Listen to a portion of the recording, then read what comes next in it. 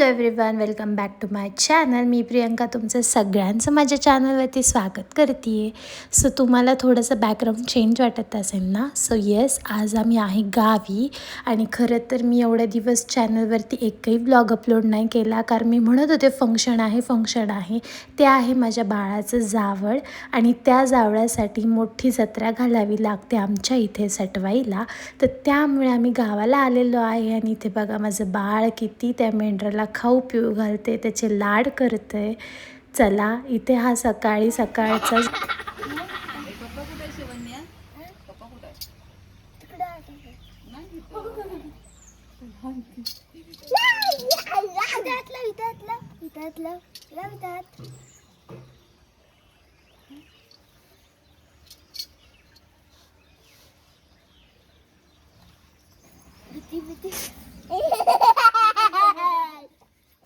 आमच्या इथे सटवाईला खरं तर तिखट जेवण असतं, म्हणजे मटणाचा नैवेद्य असतो. आणि बघताय ना, मी पूजा करताना ते किती तोंड घालत होते ती, त्याने मी एकदम घाबरली.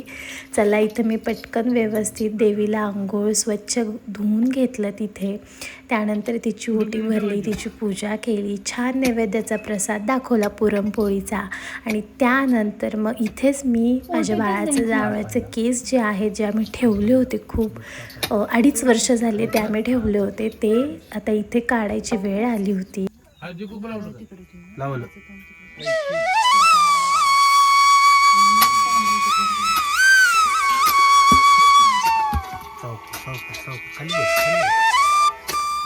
खरं तर हार्दिक 1 वर्षाचा असतानाच आम्ही त्याचं गोड जेवण करून म्हणजे गोडाचं नैवेद्य दाखवून त्याचे बाकीचे सगळे केस काढले होते, कारण त्याला खूप गरम व्हायचं म्हणून. आणि खरं तर ही नंतर 2.5 वर्षानंतर ही मोठी यात्रा घालावी लागते. सो हीच ती यात्राची आता कितके दिवस तयारी चालली होती. सो इथे छान ओटी भरून घेतली, तिची पूजा केली मनोभावे. हा खरं तर एक परंपरेचा भागच नाही, खूप आनंदाचा आणि भावनिक क्षण होता हा माझ्यासाठी तरी, एक आई म्हणून. आणि म्हणूनच मी हे छोटे छोटे क्लिप्स जे घेतले आहेत त्या तुमच्यासोबत शेअर करते आहे. खूप सारा मोठा काही लॉंग ब्लॉग शूट केला नाही, कारण कामच इतकी होती, सुचत नव्हतं काही. पण आता इथं सगळं ॲट द एंड आलेलं आहे. छान पूजा केली देवीची, मनोभावे तिला प्रार्थना केली. सो हार्दिकचं इथं जे प्रेम आहे ना जनावरांचं, इथेही तुम्हाला दिसून येईल. ते किती त्या मेंढराला पकड धर, त्याचा कुरवाळ, त्याला त्रास दे, हे चालू होतं. आणि त्याला कसलीही भीती नाही आहे इथे सुद्धा.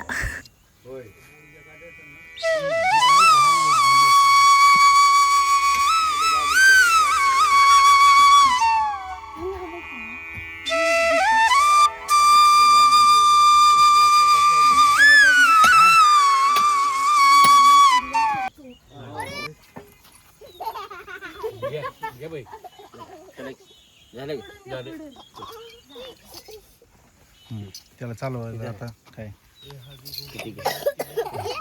त्याला बघताय ना तुम्ही आता हे त्याच्या आजोबांनी त्याच्यावर शेवटी त्याला बसवलं, आणि तेव्हाच त्याची इच्छा पूर्ण झाली. आणि तो किती हॅपी आहे इथे त्या मेंढरावरती बसून. आणि ते मेंढरू सुद्धा त्यालाच कुरवाळत होतं, त्याच्याच जवळ जात होतं. इतके खुश होता तो सुद्धा.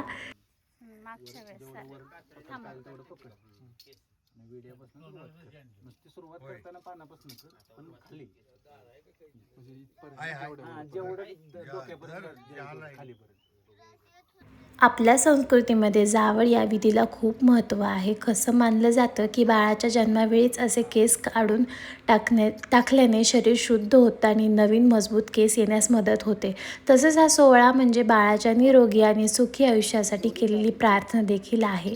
आणि काही ठिकाणी असं मानलं जातं की हा विधी बाळाच्या नव्या आयुष्याची, नव्या सुरुवातीचा क्षण असतो, आणि म्हणूनच संपूर्ण कुटुंबासाठी एक खूप छान आणि भावनिक क्षण असतो.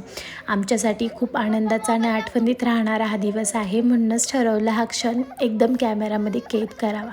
बघताय ना तुम्ही, हा मांडीवर सुद्धा बसला नाही त्याच्या मामाच्या. हा माझा भाऊ आहे, आज पहिल्यांदाच ब्लॉगमध्ये दिसतो. आणि मामाच्याच मांडीवरती बसून खरं तर जावळाचा कार्यक्रम केला जातो. पण हा इतका मोठा झाला, इतकं कळायला लागले, हा अजिबात बसत नव्हता एका जागेवरती की काय. तर कसं बसत त्याच्या मामाने ते शेंडी कापली, आणि इथेच हा जावळाचा कार्यक्रम होता तो संपन्न झाला. आणि त्यानंतर घरी होतं जेवण. तिखटवालं जेवण म्हणतो आम्ही त्याला, म्हणजे मटण. आणि ते तिथे नंतर दुसऱ्या साईडला तिथली लगबग सुरू झाली होती. इकडून दाखव आजूबाजूच्या इकडून दाखव. ए बाहेर तू गाडी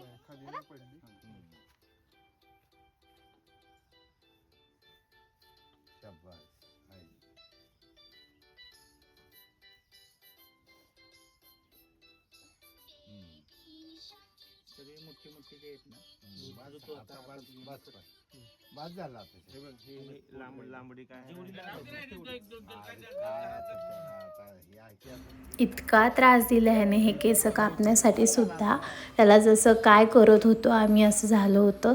पण असो त्याने तेवढे कापून दिले, हेच खूप झालं. आणि ही इथे पूर्णपणे त्याची जी शेंडी होती ती काढली गेली नाही होती. ह्याचा काढते धरताना. चला जाऊ द्या. चला इथे तिखट जेवणाची तयारी सुरू झाली होती. मस्त इथं सुवास अख्ख्या गावभर पसरल्यासारखा असा येत होता. घरात तरी येतच होता म्हणा. हे घराच्या बाहेरच इथे थोडासा मांडव टाकला होता आणि तिथेच तयारी झाली होती. हा दिवस आमच्या घरी जवळजवळ 40 वर्षांनी आला होता असं म्हणता येईल. कारण ज्याला सगळ्यात पहिला मुलगा होतो त्यालाच हे तिखट जावळ जत्रा करावी लागते. आणि हार्दिक हा पहिला होता.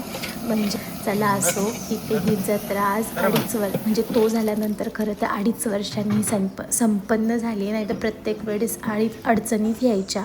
कधी सुतक पडलं तर कधी काही प्रॉब्लेम झाला. त्यामुळे हे लांबणीला गेलं आणि मस्त दुपारची जेवणं उरकली.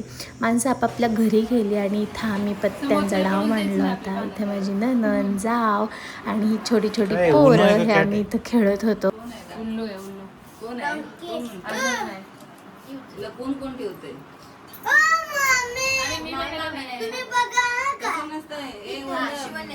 वल्लवीकडे बघ की मामीला हाडू दाखवायचं असतं. मग सांगते मामी काय करायचं. मी कुठे तिला सांगणार आहे कुठलं पाणी ओढ हाडू दाखवायचं. एकदा ह्या मामीला एकदा त्या मामीला दाखवायचं. सांगते मामी काय करायचं. तोपर्यंत मग त्यानंतर आम्ही मागे आलो होतो आमच्या नारळाच्या बागेमध्ये. आणि ह्या माझ्या नणंदबाई आहेत, म्हणजे मी ताई म्हणते त्यांना. कढीपत्ता काढायला आलो होतो आणि ही सगळी पोरं मज्जा करत होतो आम्ही इथे. आणि खरं तर मावशीसुद्धा होत्या, म्हणजे माझ्या मिस्टरांच्या मावशी. ह्यांनाच खरं कढीपत्ता हवं होता. मग पण आम्ही मस्त मागे फिरायला आलो. आणि इथे एक रोपटं आलं होतं कढीपत्त्याचं, ते हवं होतं. पण ते काही गेल्या निघत नव्हतं. दोघांना सुद्धा नाही निघालं इथं. तर ड्राय मारून सुद्धा अर्धच बाहेर आलं आणि अर्ध आतमध्ये राहिलं. खरं तर माती चिकट असल्यामुळे ते पॉसिबल झालंच नाही. तोडून काढायचं नाही, ती आईला न्यायचं होतं ते बघ.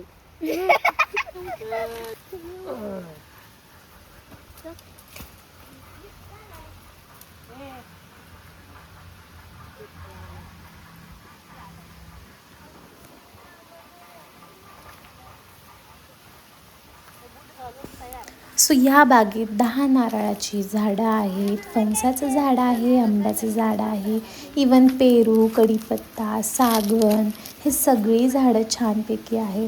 फक्त फरक हाच आहे, हे मेंटेन करायला इथं कोणी राहत नाही म्हणून हे असं आहे. बघू शकता छोटे छोटे इथे आंब्याचं झाड पण तुम्हाला दिसतंय. फक्त हे मेंटेन नाही आहे त्यामुळे असं दिसतंय. पण पूर्वी हे खूप छान मेंटेन असल्यामुळे खूप छान दिसायचं. आणि ही आहे आमच्या घरामागची नारळाची बाग, जिथून मला मस्त मस्त खोबरं येतं गावाकडून. चला, हे इतकं भारी वाटत होतं. सायंकाळची सुद्धा वेळ होती आणि त्यानंतर मग मस्त 6 वाजल्यापासून परत जेवणं सुरुवात झाली. परत आमंत्रणं होती गावामध्ये जेवणासाठी. चला, हा असा झाला माझा जावळाचा कार्यक्रम, माझ्या बाळाचा जावळाचा कार्यक्रम. तुम्हाला कसा वाटला? खूप थोड्या क्लिप्स होत्या, त्याच क्लिप करून मी व्लॉग बनवला आहे. कारण बघताय ना तुम्ही किती काय काय तयारी होती.